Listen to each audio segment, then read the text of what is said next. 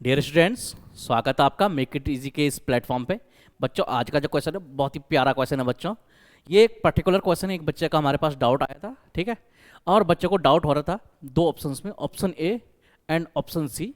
और बच्चे ने कहा कि sir which option we should prefer when it comes in exam, ठीक है। जब एग्जाम में आएगा तो हम किसको प्रिफर करें, क्या हमें इसको टिक करना चाहिए। तो चलिए देखते हैं इस क्वेश्चन को, बहुत ही प्यारा क्वेश्चन है बच्चों।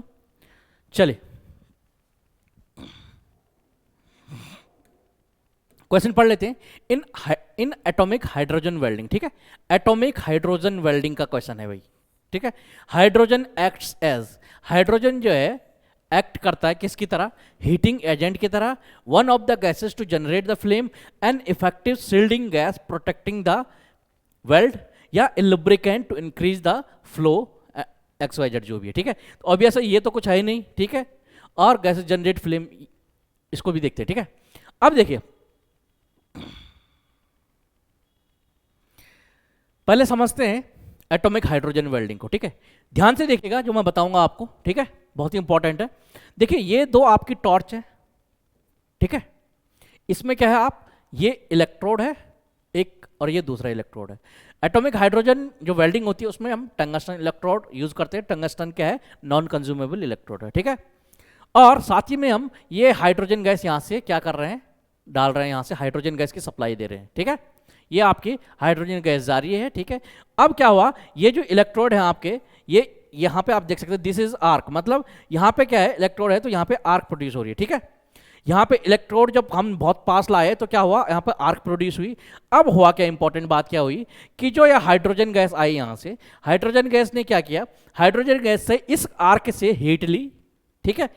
जब इसने हीट ली तो ये क्या हुआ, ये आपका टूटा। अभी क्या था, हाइड्रोजन H2 की जब हम बात करते हैं, हाइड्रोजन गैस की जब हम बात करते हैं तो H2 गैस, H2 बोलते हैं हम। H2 का मतलब है कि ये एक हाइड्रोजन का मॉलिक्यूल है जिसमें दो हाइड्रोजन एटम्स हैं। क्लियर है, हाइड्रोजन का मॉलिक्यूल है जिसमें दो आपके हाइड्रोजन के एटम्स हैं, ठीक। अब क्या हुआ, ये H2 मॉलिक्यूल जो है ये आपका क्या है, हाइड्रोजन के एटम्स में टूट गया, मॉलिक्यूल टूट गया एटम्स में, H में टूट गया ये, ठीक। यहां से आर्क से हीट लेके हाइड्रोजन एटम में टूट गया। और उसके बाद जब ये हाइड्रोजन एटम्स आपके क्या है, इस सरफेस पे क्या करते हैं, कोलाइड करते हैं, तो वहां पे मतलब यहां पे क्या हुआ, आर्क लेने के बाद जब ये क्या है, ये टूटा, तो इस प्रोसेस को हाइड्रोजन जो है मॉलिक्यूल, जो हाइड्रोजन का मॉलिक्यूल हाइड्रोजन एटम में जब टूटा, इसको कहते हैं डिसोसिएशन ऑफ हाइड्रोजन, ठीक है। डिसोसिएट हो गया, टूट गया, ठीक, विखंडन। उसके बाद जब ये यहाँ पे टकरा, यहाँ पे कोलाइड करते हैं सरफेस पे जिस पे हमें क्या वेल्डिंग करनी है, तो वहां पे क्या होता है, वो फिर से एसोसिएट होते हैं और हाइड्रोजन के जो एटम्स होते हैं वो मिलके मॉलिक्यूल का निर्माण करते हैं। अब क्योंकि जब ये विखंडन हुआ था तो इन्होंने एनर्जी ली थी आर्क से, अब उसी एनर्जी को ये यहाँ पे क्या करेंगे, रिलीज कर देंगे जब ये एसोसिएट हो जाएंगे। क्लियर, तो ये पूरा हिसाब किताब है hydrogen arc welding, sorry hydrogen जो भी है, कौन सी है, हाइड्रोजन आर्क या कौन सी है, क्या नाम है, एटॉमिक वेल्डिंग, हाँ हाइड्रोजन एटॉमिक वेल्डिंग, ठीक है। तो हाइड्रोजन एटॉमिक वेल्डिंग का ये पूरा क्रियाकलाप है। अब मुद्दा ये आता है बेटा कि जो ये टूटता है ये किस किस तरह से टूटता है और कितनी इसमें एनर्जी आपकी निकलती है, ठीक है। कितनी इसमें क्या है, आपकी एनर्जी कितनी निकल रही है, ये भी इंपॉर्टेंट है। तो इसका क्या है बच्चों, इसमें क्या है, इसमें अगर आप देखेंगे तो क्या होता है, H2 आपका मॉलिक्यूल है, ठीक है। ये आपका टूटा जब इसने एनर्जी ली, ठीक है, इसमें एनर्जी ली तो क्या हुआ, मतलब प्लस क्या हुआ, डेल्टा ई एनर्जी इसने ली, ठीक है। तो किस में टूटा, ये 2H में टूटा, ठीक है। और बाद में क्या है, H प्लस H आपका क्या बना भाई, 2H मतलब H और H के दो एटम, ठीक है। ये क्या बना आपका H2 बना, ठीक है। अब मुद्दा ये है कि यहाँ पे जो हमने शो कर रखा है इसको हम हटा देते हैं, ठीक है। ये हमने आपको दिखाने के लिए शो किया था, ठीक है। इसको हम अब लिखते हैं यहाँ पे माइनस। माइनस क्या है, इसकी कुछ वैल्यू है इन किलो जूल पर मोल, मतलब कुछ एनर्जी जो है क्या हुआ, माइनस का क्या मतलब होता है भाई, माइनस का मतलब होता है बेटा कि इसमें कुछ एनर्जी कंज्यूम हुई है इस पर्टिकुलर प्रोसेस में, ठीक है। अगर किसी प्रोसेस में एनर्जी कंज्यूम हुई है तो इसका मतलब है कि राइट हैंड साइड हम माइनस लिख देते हैं। क्लियर है, और ये जो वैल्यू होती है आपकी, ये होती है बेटा 421.2 किलो जूल पर मोल, ठीक है, 421.2 किलो जूल पर मोल की एनर्जी इसमें कंज्यूम हो रही है। ठीक है, समझ गए आप? मतलब हाइड्रोजन जो है मॉलिक्यूल जो है हाइड्रोजन एटम में टूटा, तो उसको टूटने के लिए यहां माइनस का मतलब है कि इसने कंज्यूम की है एनर्जी। ठीक है, क्लियर हो गया?